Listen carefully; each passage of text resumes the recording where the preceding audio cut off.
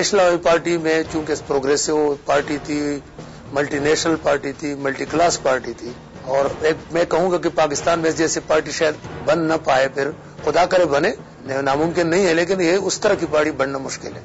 58 में अगर मार्शल न लगता तो नेशनल पार्टी मगरबी और मशरकी में दोनों में नेशनल पार्टी जीत रही थी। इसलिए तो मार्शल लगाया गया कि प्रोग्रेसिव पार्टी आगे ना आए, क्योंकि उस वक्त नेशनल पार्टी वेस्टर्न कंट्रीज को सूट नहीं करती थी। मुजाहिमत करते थे जुल्म के खिलाफ, हम मुजाहिमत करते थे जबर के खिलाफ, हम मुजाहिमत करते थे रियासती तशद्दुद के खिलाफ, हम मुजाहिमत करते थे रुजत के खिलाफ।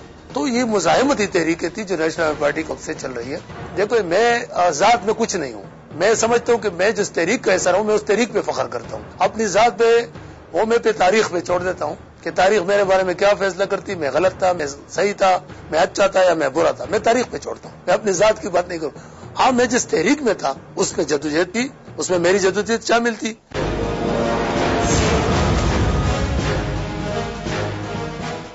मैं तो चुस्त था बदनी तौर पे, तो मेरे ख्याल में मैं पुश बहुत जल्दी हो जाता था, और जब पता चलता था कि गिरफ्तार होने वाला हूँ, लेकिन अगर हाथ आ जाते थे तो फिर आते थे, वो मारपीट भी पड़ती थी, और वो सहे हमने 77 में भी पकड़े गए, उसके बाद फिर 83 में मैंने खुद गिरफ्तारी दी, और 83 की जो गिरफ्तारी थी MRD की, वो तकरीबन 1 साल की सजा मुझे हुई थी मिलिट्री कोर्ट से।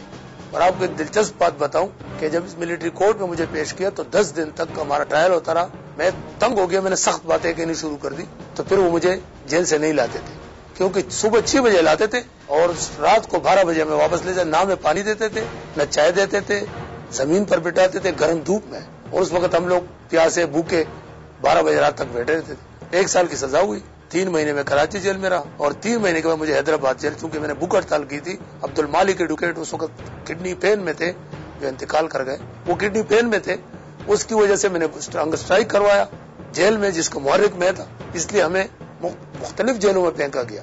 अलमदार हैदर को, महराज मोहम्मद खान को, नफीस सिद्दीकी को खैरपुर जेल, मुझे आबिद जुबैरी को और रशीदुद्दीन तारिक को, अनवर अब्बास नकवी को हमें हैदराबाद जेल भेज दिया, और सुमरू साहब MPA जो थे उसको नारा जेल भेज दिया।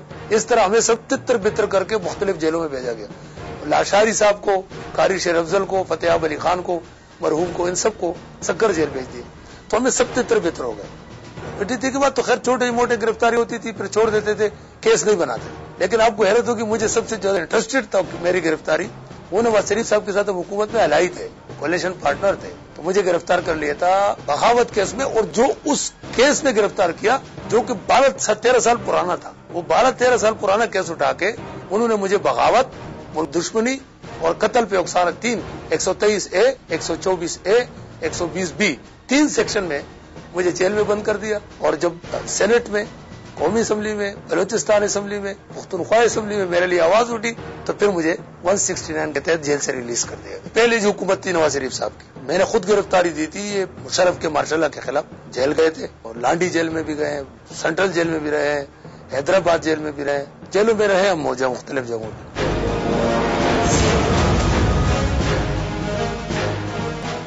उस वक्त जो जेल हुआ करती थी तो उसमें आपको सालन गर्म करने की भी इजाजत नहीं थी। आप जब सालन गर्म करते थे तो हम देखते 4 आदमी पहरा दे रहे हैं, एक आदमी जो है वो कपड़े का गोला बना के उसमें सरसों का तेल डाल के उसको जलाते थे, ऊपर रखकर वो देख रहे, वो 4 आदमी पहरा दे रहे, कोई ऊपर से जेलर ना आ जाए। तो उस वक्त ये हाल थी।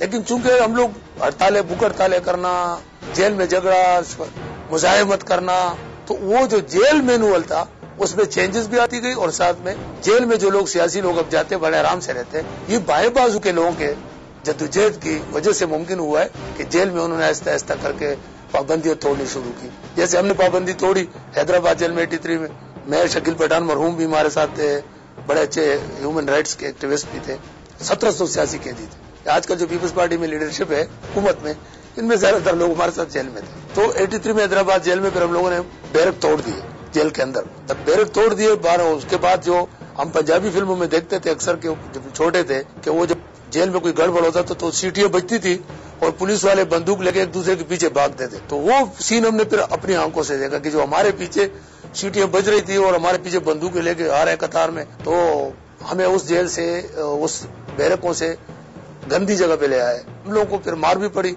تو ہم لوگوں نے کم از کم 60 گھنٹے پھر بھوک ہڑتال کی، کیونکہ پہلے ہم نے بھوک ہڑتال کی، پھر انہوں نے کھانا بند کر دیا، تو 60 گھنٹے ہم بھوکے تھے۔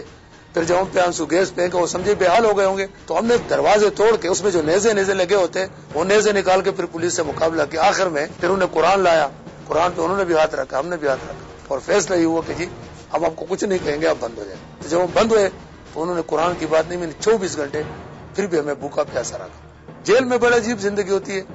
آپ دال ایسے کہیں گے کہ جب آپ دال میں غوطہ لگاؤ گے اور دوسری طرف نکلو گے تو ایک دانہ دال آپ کے ہاتھ میں آ گیا ہوگا، اور جو گوشت ہوتا ہے تو جیل کی اصطلاح میں اس کو ڈیزل بولتے ہیں، تو اس سے ایک عجیب سی اسمیل آتی ہے۔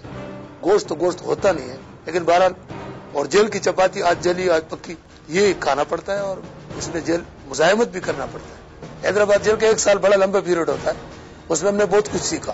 ہم اسٹڈی سرکل بھی چلاتے تھے وہاں، امداد چانڈیو صاحب وہ اللہ اس کو زندگی دے، وہ چلاتے تھے، مصطفیٰ سہاگ چلاتے تھے، بہت سارے لوگ ہوتے جو اسٹڈی سرکلیں چلاتے تھے، اور وہاں لوگ تربیت حاصل کرتے تھے۔ مارکسی فلسفہ مبادیات میں نے حیدرآباد جیل میں پڑھا۔